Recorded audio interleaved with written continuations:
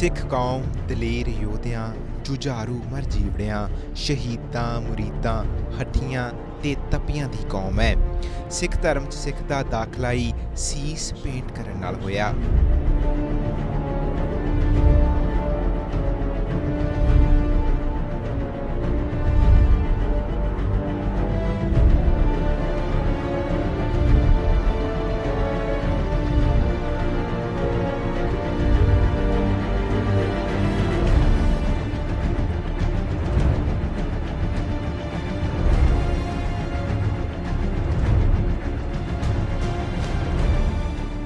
ਸਾਹਿਬ ਸ਼੍ਰੀ ਗੁਰੂ ਤੇਗ ਬਹਾਦਰ ਸਾਹਿਬ ਜੀ ਦੀ ਸ਼ਹਾਦਤ ਨੇ ਮਨੁੱਖੀ ਕਦਰਾਂ ਕੀਮਤਾਂ ਤੇ ਸਿੱਖ ਪੰਥ ਦੀ ਮਰਿਆਦਾ ਨੂੰ ਜਿਉਂਦਿਆਂ ਰੱਖਣ ਵਾਲੀ ਵਿਚਾਰਧਾਰਕ ਭੂਮੀ ਨੂੰ ਬੰਜਰ ਹੋਣ ਤੋਂ ਬਚਾਇਆ।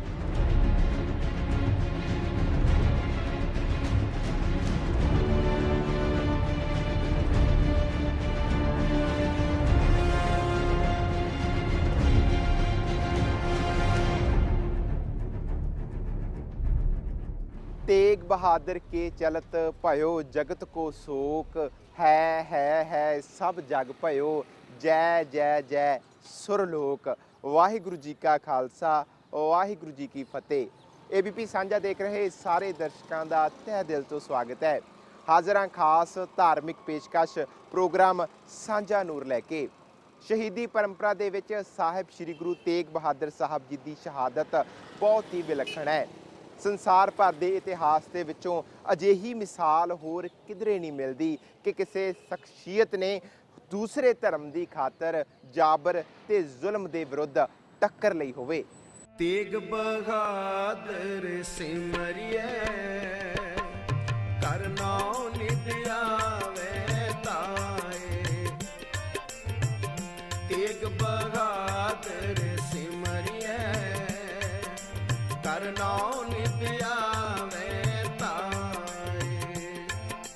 सब थाई होए सहाय, सब थाई होए सहाय, सब थाई होए सहाय, सब थाई होए सहाय। दिल्ली स्थित गुरुद्वारा रकाबगंज साहिब नौवें पातशाह साहिब श्री गुरु तेग बहादुर साहब जी की महान शहादत के नाल संबंधित है।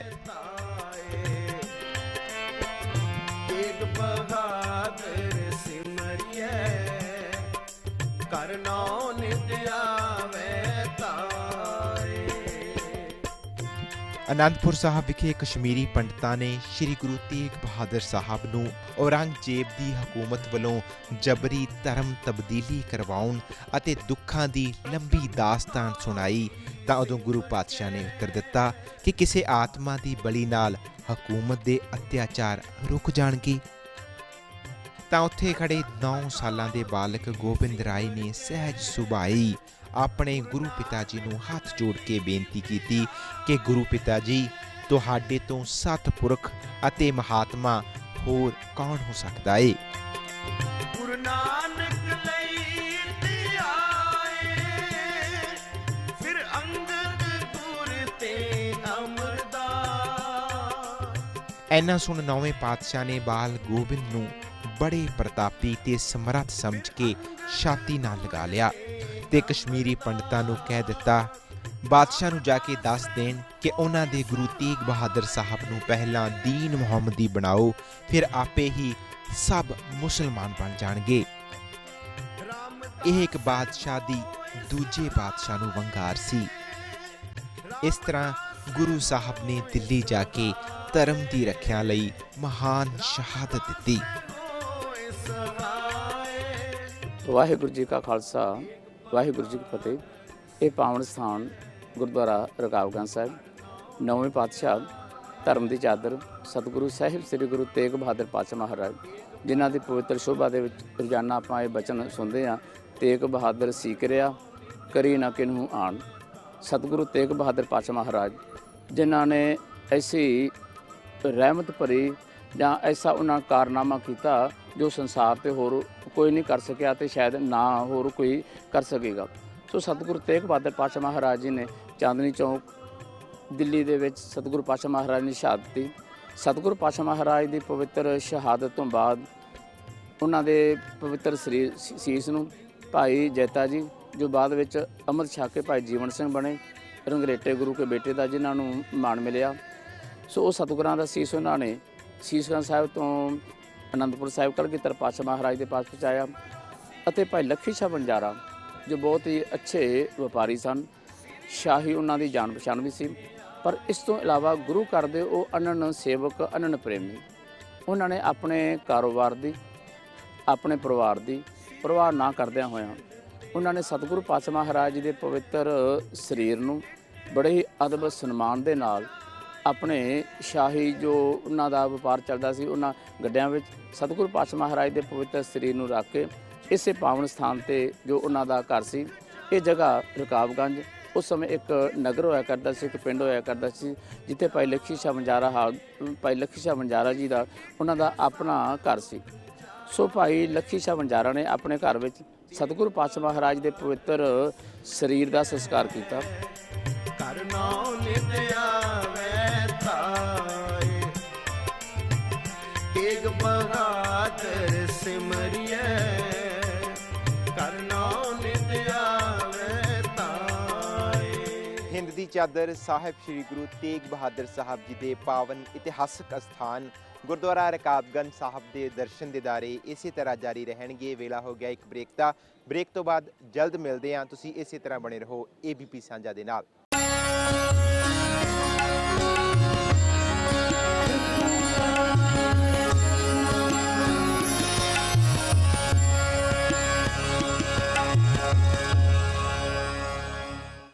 ठीकर फोर दिल्ली से सिर प्रभपुर किया प्यान, तेग बहादुर सी क्रिया करी ना किन्हू आन। ਭਾਈ ਲੱਖੀ ਸ਼ਾਹ ਬੰਜਾਰਾ ਦੇ ਸਮੇਂ ਇੱਥੇ ਇੱਕ ਪਿੰਡ ਹੋਇਆ ਕਰਦਾ ਸੀ ਜਿਸ ਦਾ ਨਾਮ ਸੀ ਰਕਾਬਗੰਜ, ਤੇ ਉਸੇ ਪਿੰਡ ਦੇ ਨਾਮ ਤੇ ਹੀ ਇਸ ਪਾਵਨ ਅਸਥਾਨ ਦਾ ਨਾਮ ਗੁਰਦੁਆਰਾ ਸ਼੍ਰੀ ਰਕਾਬਗੰਜ ਸਾਹਿਬ ਰੱਖਿਆ। ਬਾਅਦ ਵਿੱਚ ਇਹ ਰੌਲਾ ਪਿਆ ਕਿ ਲੱਖੀ ਸ਼ਾਹ ਦੇ ਘਰ ਨੂੰ ਅੱਗ ਲੱਗ ਗਈ, ਪਰ ਸਤਿਗੁਰੂ ਪਾਤਸ਼ਾਹ ਮਹਾਰਾਜ ਜੀ ਦੇ ਪਵਿੱਤਰ ਸਰੀਰ ਨੂੰ ਬੜੇ ਸਨਮਾਨ ਸਤਿਕਾਰ ਦੇ ਨਾਲ ਉਹਨਾਂ ਨੇ ਸੰਸਕਾਰ ਕੀਤਾ। ਬਾਅਦ ਵਿੱਚ ਗੁਰਸਿੱਖਾਂ ਨੇ ਇਸ ਪਾਵਨ ਸਥਾਨ ਤੇ ਸਤਿਗੁਰਾਂ ਦੇ ਸੀਸ, ਜਿੱਥੇ ਸਤਿਗੁਰਾਂ ਦੇ ਪਵਿੱਤਰ ਸੀਸ ਦਾ ਸੰਸਕਾਰ ਹੋਇਆ, ਉੱਥੇ ਬਹੁਤ ਹੀ ਸੋਹਣੀ ਇਮਾਰਤ ਗੁਰਸਿੱਖਾਂ ਨੇ ਇਹ ਸਮੇਂ-ਸਮੇਂ ਬਣਾਉਂਦੇ ਰਹੇ।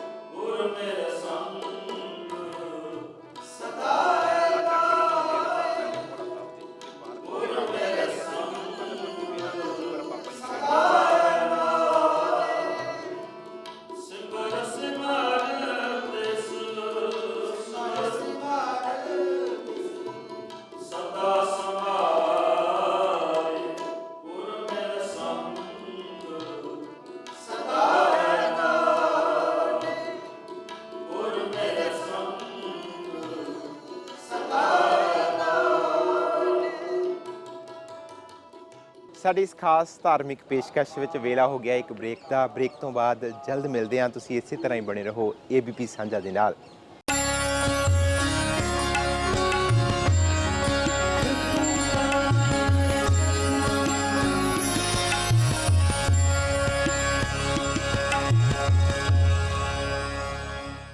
ਪਾਰਲੀਮੈਂਟ ਤੋਂ 200 ਗਜ ਦੀ ਦੂਰੀ ਤੇ ਪੰਡਿਤ ਪੰਥ ਮਾਰਗ ਤੇ ਸਥਿਤ ਹੈ ਗੁਰਦੁਆਰਾ ਰਕਾਬਗੰਜ ਸਾਹਿਬ।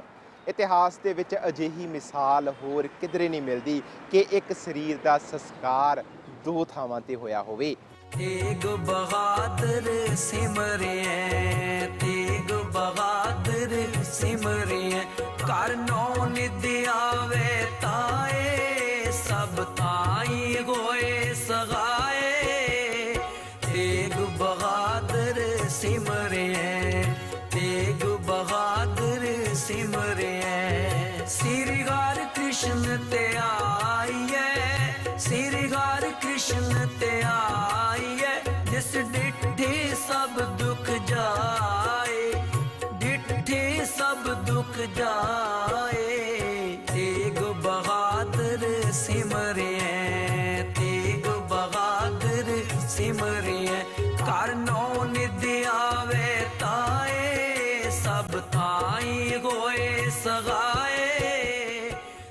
ਗੁਰਦੁਆਰਾ ਰਕਾਬਗੰਜ ਸਾਹਿਬ ਵਿਖੇ ਰੋਜ਼ਾਨਾ ਵੱਡੀ ਗਿਣਤੀ ਵਿੱਚ ਸਿੱਖ ਸੰਗਤਾਂ ਗੁਰੂ ਚਰਨਾਂ ਵਿੱਚ ਨਤਮਸਤਕ ਹੋ ਕੇ ਇਲਾਹੀ ਗੁਰਬਾਣੀ ਦਾ ਕੀਰਤਨ ਸਰਵਣ ਕਰਦੀਆਂ ਹਨ। ਸੰਗਤਾਂ ਦੀ ਸਹੂਲਤ ਲਈ ਵਿਸ਼ੇਸ਼ ਤੌਰ ਤੇ ਦਿੱਲੀ ਸਿੱਖ ਗੁਰਦੁਆਰਾ ਮੈਨੇਜਮੈਂਟ ਕਮੇਟੀ ਵੱਲੋਂ ਇੱਕ ਵੱਡਾ ਹਾਲ ਉਸਾਰਿਆ ਗਿਆ ਹੈ ਤੇ ਰਿਹਾਇਸ਼ ਦੇ ਵੀ ਪੁਖਤਾ ਪ੍ਰਬੰਧ ਹਨ। तेग बहादुर सिमरिए, तेग बहादुर सिमरिए, कर नौ निध आवे। ਦਿੱਲੀ ਸਿੱਖ ਗੁਰਦੁਆਰਾ ਪ੍ਰਬੰਧਕ ਕਮੇਟੀ ਜੋ ਸਿੱਖ ਕੌਮ ਦੀ ਸਭ ਤੋਂ ਵੱਡੀ ਦੂਜੀ ਨੁਮਾਇੰਦਾ ਜਮਾਤ ਹੈ। ਦਿੱਲੀ ਸਿੱਖ ਗੁਰਦੁਆਰਾ ਪ੍ਰਬੰਧਕ ਕਮੇਟੀ ਦਾ ਮੁੱਖ ਦਫ਼ਤਰ ਇੱਥੇ ਹੈ। ਇਸ ਤੋਂ ਇਲਾਵਾ ਸ਼੍ਰੋਮਣੀ ਅਕਾਲੀ ਦਲ ਅਤੇ ਕੁਝ ਹੋਰ ਜਥੇਬੰਦੀਆਂ ਦੇ ਵੀ ਦਫ਼ਤਰ ਇਸੇ ਸਥਾਨ ਤੇ ਹਨ। ਦਿੱਲੀ ਸਿੱਖ ਗੁਰਦੁਆਰਾ ਪ੍ਰਬੰਧਕ ਕਮੇਟੀ ਵੱਲੋਂ ਭਾਈ ਲੱਖੀ ਸ਼ਾਹ ਵਣਜਾਰਾ ਉਹਨਾਂ ਦੀ ਮਹਾਨ ਕੁਰਬਾਨੀ ਨੂੰ ਧਿਆਨ ਵਿੱਚ ਰੱਖਦਿਆਂ ਹੋਇਆਂ ਇੱਥੇ ਭਾਈ ਲੱਖੀ ਸ਼ਾਹ ਵਣਜਾਰਾ ਹਾਲ ਦੀ ਭਾਈ ਲੱਖੀ ਸ਼ਾਹ ਵਣਜਾਰਾ ਹਾਲ ਬਣਾਇਆ ਗਿਆ, ਜਿਸ ਵਿੱਚ ਦਿੱਲੀ ਦੀਆਂ ਸੰਗਤਾਂ ਆਪਣੇ ਸੁੱਖ ਦੁੱਖ ਦੇ ਅਨੇਕਾਂ ਸਮਾਗਮ ਕਰਦੀਆਂ। आइए श्री हर कृष्ण ते आइए, जिस डिठे सब दुख जाए, डिठे सब दुख जाए। ਅੱਜ ਅਸੀਂ ਗੁਰਦੁਆਰਾ ਰਕਾਬਗੰਜ ਸਾਹਿਬ ਵਿਖੇ ਖੜੇ ਹਾਂ, ਜਿੱਥੇ ਇਹ ਸਥਾਨ ਗੁਰੂ ਤੇਗ ਬਹਾਦਰ ਸਾਹਿਬ ਜੀ ਦੀ ਸ਼ਹੀਦੀ ਦਾ ਸਥਾਨ, ਜਿੱਥੇ ਉਹਨਾਂ ਦਾ ਸੰਸਕਾਰ ਹੋਇਆ। ਜਿਹੜੀ ਸ਼ਹੀਦੀ ਸੀਸਗੰਜ ਸਾਹਿਬ ਹੋਈ, ਉਸ ਤੋਂ ਬਾਅਦ ਉਹਨਾਂ ਦੇ ਧੜ ਦਾ ਸੰਸਕਾਰ ਇੱਥੇ ਭਾਈ ਲੱਖੀ ਸ਼ਾਹ ਨੇ ਕੀਤਾ। ਉਹਨਾਂ ਦੇ ਨਾਮ ਦੇ ਉੱਤੇ ਇੱਕ ਲੱਖੀ ਸ਼ਾਹ ਵਣਜਾਰਾ ਹਾਲ ਇੱਥੇ ਬਹੁਤ ਵੱਡਾ ਬਣਾਇਆ ਗਿਆ, ਜਿਹਦੇ ਵਿੱਚ ਸੰਗਤਾਂ ਦੀ ਸਹੂਲਤਾਂ ਵਾਸਤੇ, ਜਿੱਥੇ ਇੱਥੇ ਵਿਆਹ ਸ਼ਾਦੀਆਂ ਹੁੰਦੀਆਂ, ਉਹਨਾਂ ਦੇ ਪਰਿਵਾਰਿਕ ਪ੍ਰੋਗਰਾਮ ਹੁੰਦੇ ਹੈ, ਉਹਨਾਂ ਦੀਆਂ ਅੰਤਿਮ ਅਰਦਾਸਾਂ ਦੇ ਪਰਿਵਾਰ ਲੋਕ ਇੱਥੇ ਪ੍ਰੋਗਰਾਮ ਕਰਾਉਂਦੇ ਨੇ। ਬਹੁਤ ਵੱਡਾ ਕਿ ਇੱਥੇ ਲੰਗਰ ਹਾਲ ਬਣਾਇਆ ਗਿਆ ਸੰਗਤਾਂ ਵਾਸਤੇ। ਔਰ ਜਿਹੜੇ ਵੱਡੇ ਪ੍ਰੋਗਰਾਮ ਦਿੱਲੀ ਸਿੱਖ ਗੁਰਦੁਆਰਾ ਪ੍ਰਬੰਧਕ ਕਮੇਟੀ ਦੇ ਜਿਹੜੇ ਵੀ ਪੁਰਬ ਮਨਾਏ ਜਾਂਦੇ ਨੇ, ਗੁਰਪੁਰਬ ਵਗੈਰਾ, ਉਹ ਸਾਰੇ ਇੱਥੇ ਭਾਈ ਲੱਖੀ ਸ਼ਾਹ ਵਣਜਾਰਾ ਹਾਲ 'ਚ ਮਨਾਏ ਜਾਂਦੇ ਨੇ।